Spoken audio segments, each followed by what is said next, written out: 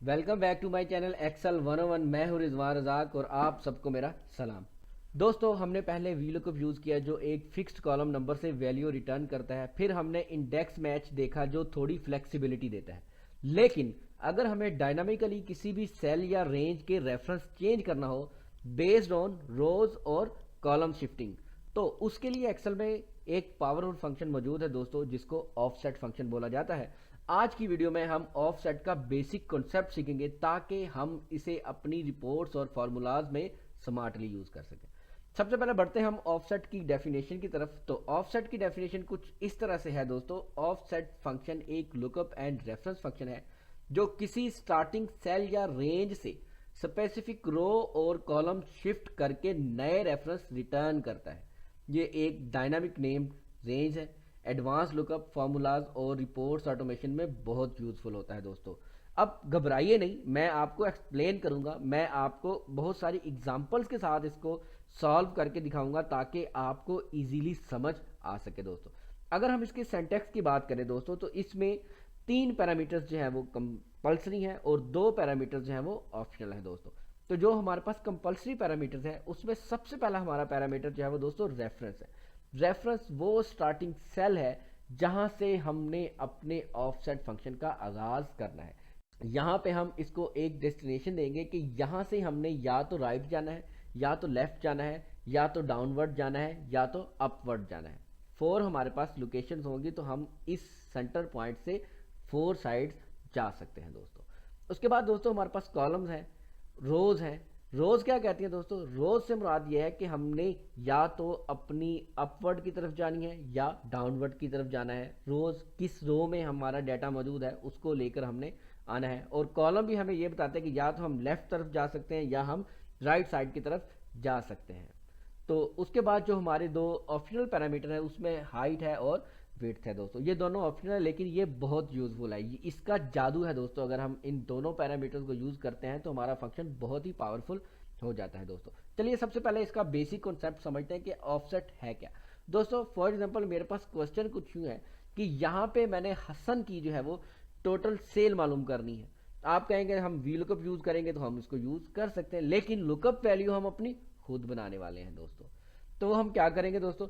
सबसे पहले हम ऑफसेट का यूज करेंगे, ऑफसेट को एक्टिव करेंगे और अब हम अपना सेंटर पॉइंट देंगे। हम जहां से भी अपने सेल को मूव करवाना चाहें, यहाँ पे हमारा सेंटर पॉइंट ये सेल भी हो सकता है, हमारा सेंटर पॉइंट ये सेल भी हो सकता है, हमारा सेंटर पॉइंट ये सेल भी हो सकता है। जो को हम अपना सेंटर पॉइंट बनाना चाहते हैं हम बना सकते हैं। लेकिन यहाँ पे अब अगर हम हेडिंग को अपना सेंटर पॉइंट बनाएं और उसके बाद सेंटर पॉइंट बनाने के बाद अब हमारा जो पैरामीटर दूसरा है वो है रोज का। अब हमने सेल्स पर्सन इस C2 के बाद हमने कितनी रोज है जहां पे हसन मौजूद है, तो हमारी इस रो में हसन मौजूद है। यहाँ पे हम रो सेलेक्ट नहीं करेंगे दोस्तों, यहाँ पे हम इसका नंबर देंगे। जैसे हम कॉलम नंबर दिया करते हैं वीलुकअप में, जैसे हम लुकअप वैल्यू में मैच इंडेक्स यूज करते हैं, मैच में यूज करते हैं, इंडेक्स में यूज करते हैं दोस्तों, यहां भी हम इसी तरह यूज करेंगे। लेकिन याद रखिए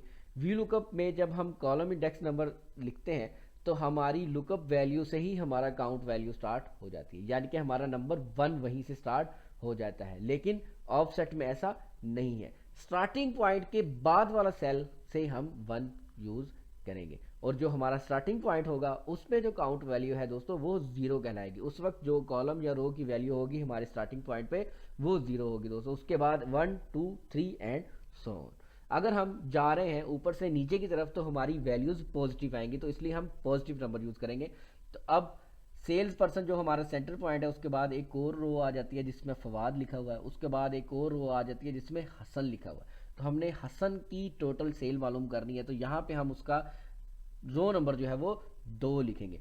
उसके बाद हमारा जो है वो कॉलम की अगर हम बात करें, थर्ड पैरामीटर है हमारा कॉलम।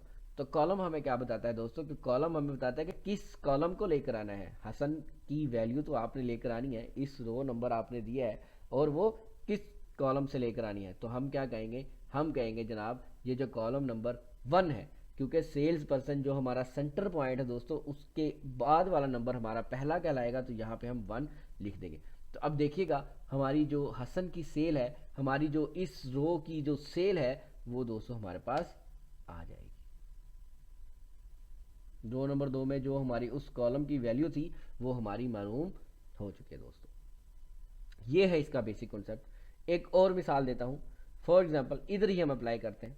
फॉर एग्जांपल अगर हमने यहाँ पे इस लाहौर की, चलेंगे सिटी चेंज कर लेते हैं, इस्लामाबाद, ये जो मुबशर वाला इस्लामाबाद है, डुप्लीकेट वैल्यू आई हुई है, मैं इसको डिलीट कर देता हूँ पहले ताकि आप कंफ्यूज ना हो। इस वैल्यू को मैं डिलीट कर देता हूँ ताकि आप लोग जो है वो कंफ्यूज ना हो जाए। नेम भी चेंज कर देते हैं, हम रिजवान कर देते हैं, यहाँ पे हम इफ्रा कर देते हैं। आई डोंट नो मेरे माइंड में कैसे इफ्रा का नाम आया। चले अब अपनी इस एग्जांपल में देखते हैं, अगर हमने ये जो कराची वाला रीजन है इसमें सेलगर इफ्रा की टोटल सेल मालूम करनी है तो हम कैसे करेंगे। मैंने आपको बताया था कि हम अपना रेफरेंस नंबर कभी भी चेंज कर सकते हैं और उसके बाद हमने रो नंबर देना होता। अगर हम अपना सेंटर यहाँ पे इस हसन को बना लें तो भी हम ये काम कर सकते हैं। अब देखिए हमारी रो नंबर इस वक्त भी मुबशिर और इफ्रा, नंबर मुबशिर 1 रो और इफ्रा की रो नंबर 2, तो यहाँ पे हम 2 लिख देंगे और हमारा कॉलम क्या है दोस्तों, वो है 1, तो इसको हम ऐसे आंसर कर सकते हैं। ये भी हमारे पास आंसर आ गया। इसके अलावा एक और एग्जांपल मज़ीद इजी करता हूँ, एक और एग्जांपल आपको समझ आएगी। अगर हम 1 2 की बजाय वही वैल्यू लेकर आना चाहें, अगर हम इस नेम को लेकर आना चाहें, C3 में जो रिजवान नेम लिखा है उसको हम शो करवाना चाहें लेकिन ऑफसेट की मदद से, तो वो हम कैसे करेंगे। ऑफसेट को एक्टिव करेंगे, रेफरेंस नंबर देंगे और मैंने आपको बताया था कि जो हमारा रेफरेंस नंबर है वहाँ पे उसकी काउंट वैल्यू जो है वो 0 होती है, तो 0 रो के लिए भी 0 लिखेंगे और कॉलम के लिए भी 0 लिखेंगे तो हमारे पास वो वैल्यू आ जाएगी दोस्तों। ये है ऑफसेट फंक्शन दोस्तों। अभी मैंने आपको इसका जस्ट बेसिक कॉन्सेप्ट समझाया है। नेक्स्ट वीडियोस में हम इसके कॉम्बिनेशन देखेंगे कि हम कैसे इसको मैच के साथ यूज़ कर सकते हैं, कैसे हम इसको VLOOKUP के साथ यूज़ कर सकते हैं। और अगर हम इस फंक्शन पे ग्रिप हासिल कर ले दोस्तों तो हम बाआसानी अपना डैशबोर्ड बना सकते हैं। डैशबोर्ड के लिए हमें डायनामिक रेंज चाहिए होती है और हम इस फंक्शन की मदद से डायनामिक रेंज को क्रिएट कर सकते हैं। हम अपनी डायनामिक रेंजेस को एनालाइज कर सकते हैं। तो ये तमाम काम हम ऑफसेट की मदद से कर सकते हैं। इसमें बहुत सारा एक्सेल के राज छुपे हुए हैं। तो जी हाँ दोस्तों, ये थी आज की वीडियो। उम्मीद करता हूँ आपको आज की वीडियो पसंद आई होगी। और हाँ, अगर आपने अभी तक एक्सेल 101 को सब्सक्राइब नहीं किया तो एक्सेल 101 को लाइक कीजिए, शेयर कीजिए और सब्सक्राइब कीजिए। हमारी मुलाकात होगी एक नई वीडियो के साथ। तब तक के लिए अपना ख्याल रखिएगा। अल्लाह हाफिज़।